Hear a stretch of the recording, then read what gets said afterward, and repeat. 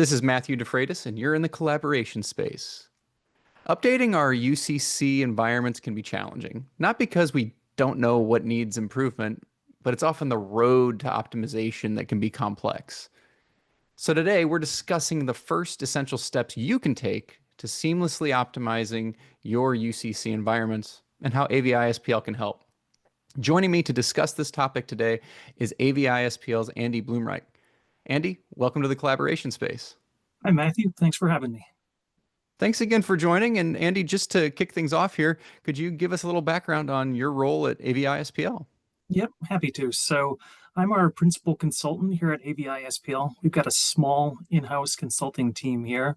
I've been with AVI-SPL for a little over 3 years, and I'm going to date myself a bit, but I've been in the UCC industry for more than 25 years now. So. Oh, wow. Well, you definitely, I'm sure you know your way around all the different UCC aspects of the business. Seen a few things. Well, then, speaking of UCC spaces, when it comes to those environments, what are some common things that organizations need to think about as they explore more efficient and tailored collaboration? Yeah, so one of the things we want to do is really consider, what's brought customers to the point where they're evaluating or maybe reevaluating their UCC environments. So think about things where we want to encourage customers to think about things, about what's driving that need for change or reevaluation. Is it certain things like company demands, for example? Could it be, along those lines? Is it a greater desire within an organization to foster, additional teamwork or enhance teamwork and a greater sense of collaboration? Is it, doing things like evaluating? We know that the buzzword throughout technology, throughout the workspace today is AI. So is it things like considering the role that AI has to play within our UCC environments, how AI can maybe change the overall UCC landscape, do things like drive efficiencies, drive, greater meeting equity, things like that. So we really want the customer to kind of level set, start thinking about considerations just along those lines. Again, what's brought them to the point where they're starting to think about why they need to maybe reevaluate that UCC environment. So yeah. So when they consider those factors, they're recognizing the different elements that you described. What are sort of those first initial steps an organization should take to address them? Yep. So really foundationally, we're kind of build from the ground up, if you will. So what I mean by that is we're going to encourage our customers to think critically and holistically about their entire UCC environment and really try to identify their objectives for what it is they're trying to accomplish. Really, in some sense, we want them to define what their idealized UCC environment looks like, and then, consider the things that go along with it. Is it things like end user experience? Is it things, maybe we need to consider, the cost of the solution? Maybe we need to consider security and security compliance, so things like that. Really, again, fundamentally thinking about what their objectives are and what they're trying to address. In addition to that, we also don't want to lose sight of, I think, two critical elements that I point to. And those two critical elements are the end users, the people who use the technology, and the ways in which they use the technology. So we need to make sure really that the end users, the way that they use technology, that those are aligned with those optimization or change goals that we kind of set as the foundation of that process. Can you actually, I had another question here, but I also, can you touch a bit more on that foundation between the user persona and the use case? Yeah, so I think it's critical. We can kind of just in a vacuum say we want to have a UCC environment, and in an ideal world, it would look like A, B, and C. That doesn't really do us a lot of good if we don't stop to think about who are my end users who are consuming that technology. So that could be executives, right? And we all know that executives are going to use the technology maybe perhaps in a distinct fashion from a frontline worker. And then again, along with, we want to go through though and systematically identify all the different types of people who consume UCC within our organization. And then also map those people to the different types of user experiences that we have. So again, it doesn't bias much if we create this platform, but we don't consider all of the different types of meetings and interaction experiences that we need to have. Yeah. No, thank you for diving a little deeper into that. You also touched on a couple factors earlier, like cost, interoperability, Yep. and security. Could you speak to those? Any additional factors that may come into play as well?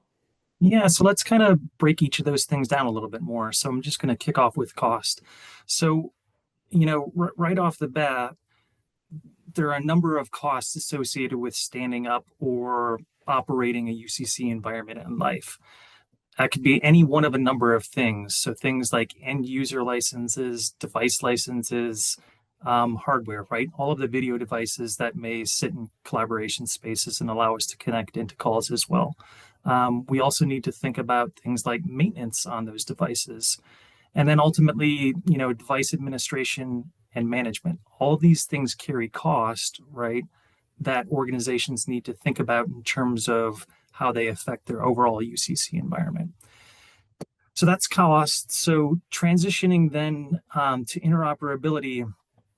When I say interoperability, I'm kind of hinting at a couple of different things. So historically, when we talk about interoperability in the UCC space, we've kind of meant that to mean, one thing or one thing kind of comes to top of mind, and that is basically how do I get these, in some cases, disparate platforms or different types of video devices.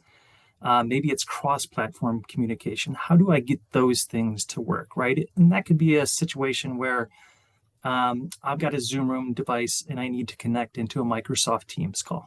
So that is an example of interoperability. On another level, though, I also want to ask customers and encourage customers to be thinking about how does their UCC environment, its tools, its applications, its devices, how do those interoperate with the other applications and work streams that its end users have on a daily basis? So is that integration or interoperation, is it fairly native and seamless? Or do I have, a bunch of different standalone, for lack of a better word, applications that I'm maybe swivel chairing between? So in this sense, a couple of specific examples, things like calendaring, right? How easy is it for me to book a meeting? And then launching calls, again, same thing. Is that an easy process for me to do? So that's kind of what I mean when I talk about interoperability. And then from a security standpoint, really first and foremost, does our UCC environment, is the platform, is it consistent with, does it meet our IT security, our InfoSec, and our compliance policy requirements? And from a security standpoint, organizations need to be thinking about a number of things, right? So it's, we need to be thinking at the platform and device level. We need to be thinking about the network level, and we need to be thinking about the end user levels to ensure compliance. So really, there's a lot rolled up in that security concern, or consideration, but we really need organizations or encourage organizations to be talking about and thinking about all of those different levels where security intersects with their UCC environment. From there, we've kind of hinted at a couple of additional things that we want customers to be thinking about. So one is usability. And this is, to some extent straightforward, but it can easily get lost kind of in the shuffle from a UC standpoint. And fundamentally, usability to me means how easy is a UCC platform or a UCC device? How easy is it for an end user to consume and to use, right?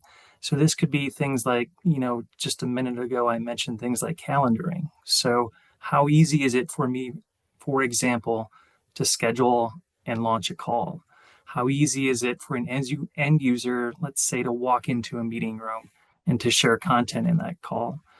And then we also want to think about, another additional kind of larger considerations from a usability standpoint. How easy is it to stand up the platform? How readily does a platform, for example, support things like moves, adds, changes, and deletions? So really kind of honing in, we need to focus on all of those things from a usability standpoint.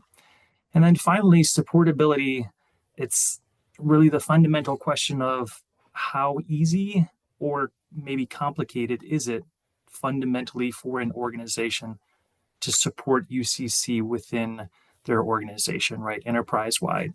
And we're thinking about, okay, what group of people or, different organizations are going to be required not only to stand that UCC environment up, right? What's required to deploy and configure, but also then to administer and manage it in life. Bundled up with that, there are some additional considerations from a supportability standpoint. And one critical question is, do I take that responsibility in-house, right, and manage it with existing staff and people, or do I potentially work with a partner to outsource management or some piece of that management of my UCC environment? So, Absolutely. yeah, yep, Well, and you definitely touched on quite a bit there, and we've hit on on several layers throughout this conversation, and immediately my mind is going to, okay, who needs to be involved with this venture? Because it's, while we've talked about the basics, I can just see the different layers of where that all needs to right, come together and who needs to be on the yep, different ends of different calls, basically, right. to get started. So, what would you say? Who all needs to be involved in this process? And this, great thing for our customers to consider again is who do we want involved in that process? And I think as we've talked through this, one of the things hopefully that's apparent is, UCC environments intersect really with every layer of an organization. And so if we're going to get a broad cross sampling of organizations and the people that touch UCC, really there are a few people that we want involved in that process. So for starters, we really want an executive sponsor, an executive who is familiar with and uses the technology on a regular basis, is going to have a strong sense, right, of what the technology needs to deliver for that person individually, but also at an organization level. We also want that executive sponsor's buy-in so that they can help drive any process forward, right? If we have buy-in, we're much more likely to see results from if that exec sponsor is bought in. From there, we really want a project lead to work on this, fundamental idea of taking a holistic look at our UCC environments and what maybe needs to evolve or shift as we move forward. And that project lead is really there to effectively drive the conversation forward, to make sure that we have the right resources aligned for any interactions, any discussions we have. If there are certain tasks that require follow up on the customer's end, that project lead is going to be responsible on the customer side for doing that. In addition to those two folks, in addition to the executive sponsor and project lead, there are a few more people that we'd want to involve as well. So we really want, ideally, we'd ask the customer to pull in somebody, a network lead with a strong sense for network design and network topology. So somebody who can speak to how the organization's network supports unified communications and collaboration, right? Because if that network if it isn't necessarily right sized or maybe has some design concerns, the best platform, the best UCC technologies in the world, they're going to have issues, right? So we need to pull network into that conversation. A security lead. We've obviously spent some time today talking about the importance of security compliance. So we need to ensure, though, again, that from a security standpoint, any technologies we introduce into our organization, that those are consistent with our stated security policies. And if there are areas where, the platform, the technology maybe demands an exemption or a workaround, again, the security person, the security lead is going to be critical to helping us identify that and maybe work through that process. And then finally, one other person that I really think is critical to the success of kind of this process of optimization is a user experience advocate. And what I mean by a user experience advocate is somebody who can give voice again to an organization's end users, who can speak to some of those things that we talked about a little bit earlier. So I'm going to circle back to, the different end users and the different, use cases. That end user advocate is going to be able to speak to those things, right? And ensure that one, we've kind of captured those and thought about those, and that we're able to address those as we're going through the optimization process. So, yeah. Well, Andy, first off, thank you for painting that picture of everybody that we need to have involved throughout each step of the foundation, if you will, of this process. You've kind of layered in the different factors to think about, the people to be involved. And then earlier, you also kind of touched on, making that decision as to whether or not we should partner with an organization to help make that possible. And I understand, of course, AVI-SPL has a support team available to help organizations enhance their UCC experience. Can you touch on that? Yeah, happy to. So, that one of the things that we do, or the aims that we have with our consulting organizations, is to help our customers kind of work through this process. From an optimization standpoint, we've got a consulting engagement or a consulting workshop that we think is ideally suited to help customers doing this. And it's really, we just refer to it as our UCC optimization workshop. But the goal of that workshop specifically is to sit down with the customer and provide them a set of actionable recommendations and information within a really relatively short frame of time that they can take back and implement within their organization. That consulting engagement, again, the UCC optimization workshop, is ideally completed really within the span of 30 to 45 workdays. So again, the intention is to sit down with the customer, understand where they are, what their needs are, and then provide them with, a set of recommendations and a findings analysis, again, within 30 to 45 days, so that they can, kind of start moving on those changes.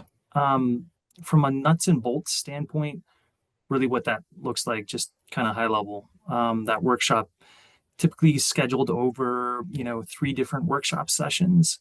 And over the course of those workshop sessions, we'll sit down or try to sit down with the folks that we just spoke about before. So our executive sponsor, project lead, our different network and security leads, for example, and do a That few user things with them. experience person as well.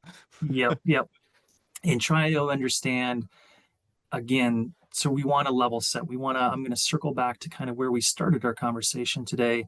We really want the customer, again, at the outset of this workshop, to lay out, to establish what their goals for optimization are, right?